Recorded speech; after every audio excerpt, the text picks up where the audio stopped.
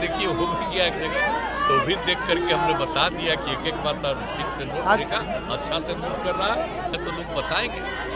तो इसी के लिए तो हम घूम ही रहे हैं, तो जान जाते हैं और तुरंत अधिकारीगण साथ रहते हैं, उनको बता दिया जाता है। इसलिए तो हम चले ही हैं कि जरा जाएंगे कहीं तो देखेंगे कि वहाँ की स्थिति क्या है। यदि आपके घर में भी जल्द ही कोई बिहार सरकार का कर्मचारी आए और कहे गेट खटखटाए तो मिस मत कीजिएगा, क्योंकि शुरू हो गया है बिहार में जातीय जनगणना का काम। मुख्यमंत्री नीतीश कुमार ने उद्घाटन कर दिया है और ये जातीय जनगणना का काम 15 दिनों तक चलेगा। 7 जनवरी से 15 दिनों तक बहुत ही महत्वपूर्ण काम किए जाएंगे, लेकिन सबसे पहले आकलन होगा मकान का।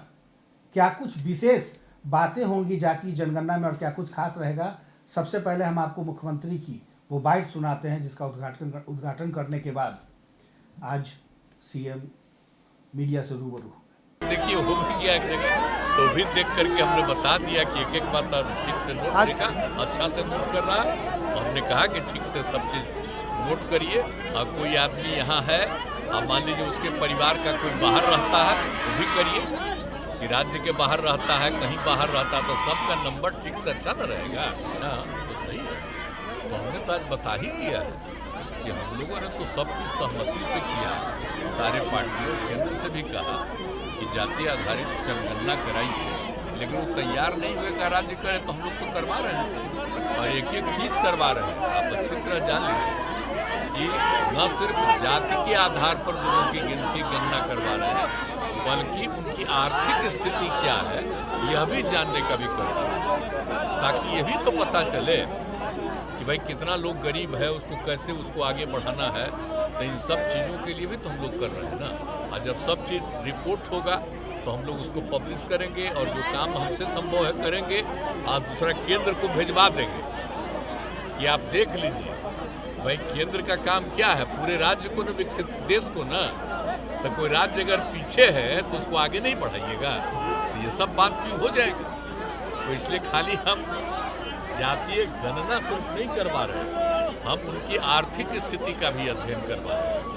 सब तरह से लोग जान जाएगा, हर जात का, ये नहीं कि कोई पर्टिकुलरली नीचे का, सभी का, तो सबका जान करके इसको। तो आपको बता दें कि जाति आधारित गणना की प्रमुख 10 बातें कौन सी होगी। सबसे पहले मकानों की गिनती होगी। जी हाँ, जितने भी मकान हैं सबको काउंट किया जाएगा। सभी मकानों को एक यूनिक नंबर दिया जाएगा। एक मकान में यदि 2 परिवार अलग अलग रहते हैं तो उनका अलग अलग नंबर होगा। एक अपार्टमेंट के सभी फ्लैट का अलग अलग नंबर दिया जाएगा। जाति गणना के फॉर्म पर परिवार के मुखिया का हस्ताक्षर होगा, यानी कि जो घर का मालिक है वही घर का मुखिया है, वही घर का पेरेंट्स गार्जियन है जिसका साइन होगा और परिवार के पूरे सदस्यों का उसमें आंकड़ा होगा। यदि कोई बाहर में काम करता है तो भी उसका नाम मेंशन होगा।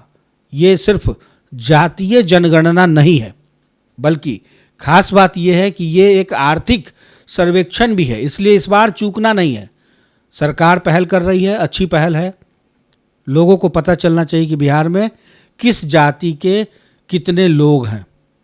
ये भी पता चलना चाहिए कि आर्थिक सर्वेक्षण में कौन कितना कमा रहा है। कहीं लाखों है तो कहीं लाख भी नहीं। बहरहाल आपको और भी बातें बता दें कि राज्य के बाहर नौकरी करने गए परिवार के सभी सदस्यों की भी जानकारी देनी होगी। जाति गणना में उपजाति की गिनती नहीं होगी। खास बात यह है कि जाति के अंदर भी कई उपजातियां हैं, तो आप उस उपजाति के चक्कर में ना फंसें। आप अपनी जाति बताएं और जाति के आधार पर ये जातीय जनगणना बहुत ही महत्वपूर्ण होने जा रही है, जिसका उद्घाटन आज से शुरू हो गया है। 1 फरवरी से परिवारों की आर्थिक स्थिति की भी जानकारी जुटाई जाएगी। प्रखंड में उपलब्ध सुविधाओं की भी जानकारी जुटाई जाएगी, जैसे रेल लाइन, तालाब, स्कूल, डिस्पेंसरी आदि जो चीज़ें हैं वो प्रखंड में कितनी हैं।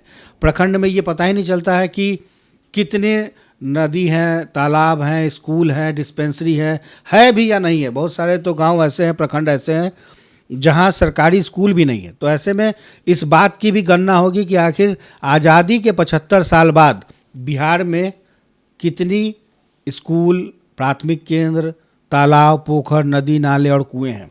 तो ये भी इस बार की एक खास गणना है। आपको एक बात और बता दें कि गणना कार्य में लगाए गए कर्मियों के पास आई कार्ड होगा। कोई ऐसा ना हो कि वो गणना करने वाला कर्मचारी ना हो, तो आप उससे पूछ सकते हैं। यदि आपके मन में संशय है कि यह व्यक्ति, अमुक व्यक्ति कौन है, कहीं कोई गैर जातीय गणना करने वाला व्यक्ति तो नहीं, कोई असामाजिक तत्व तो नहीं, क्योंकि इसकी आड़ में लोग आएंगे। हो सकता है कि इसकी आड़ में एंटी सोशल एलिमेंट्स घुस जाएं, लेकिन उनके पास एक आई कार्ड होगा जो ये बताएगा कि साल 2022 में बिहार के जातीय जनगणना के ये वो कर्मचारी। एक खास बात आपको और बता दें कि